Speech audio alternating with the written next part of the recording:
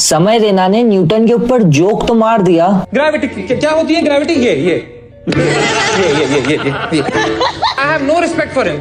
इसमें समय का कहना है कि गिरते हुए चीजों को देखकर एक थ्योरी लिख दी। अब दिक्कत ये है कि समय की तरह बाकी लोगों को भी लगता होगा कि न्यूटन ने ये कह दिया कि धरती पर एक फोर्स है जिसे हम ग्रेविटी कहते हैं, पर ऐसा नहीं है। जब न्यूटन ने सेब को गिरते हुए देखा तब उनको आइडिया आया कि ये सेब नीचे ही क्यों गिरा, ऊपर या राइट साइड क्यों नहीं गिरा। इसी ऑब्जर्वेशन से उन्होंने हमें एक थ्योरी और एक फॉर्मूला दिया जिसमें उन्होंने बताया कि एक ऑब्जेक्ट किसी दूसरे ऑब्जेक्ट को अट्रैक्ट करता है, जिनके बीच की फोर्स आप उनके मास से निकाल सकते हो। और भैया इसी फॉर्मूले से हमें पता चला कि अर्थ के आसपास मून क्यों घूमता है, जिसका यूज करके हमने सैटेलाइट बनी और आसमान में भेजा। और इसीलिए न्यूटन ने ये 3 लॉ बताए, जिसमें थर्ड लॉ ऑफ मोशन तो काफी इंपॉर्टेंट है, जिसका मतलब है कि अगर आप किसी ऑब्जेक्ट को पुश कर रहे हो तो वही चीज सेम फोर्स से आपको भी पुश कर रही है। और इसका यूज करके हमने रॉकेट और कार के इंजन्स बनाए। और ऐसे ही भैया हमने बहुत सारी चीजें बनाई है न्यूटन की थ्योरी और फॉर्मूले से। इसलिए रिस्पेक्ट करना सीखो अगर नॉलेज कम है तो।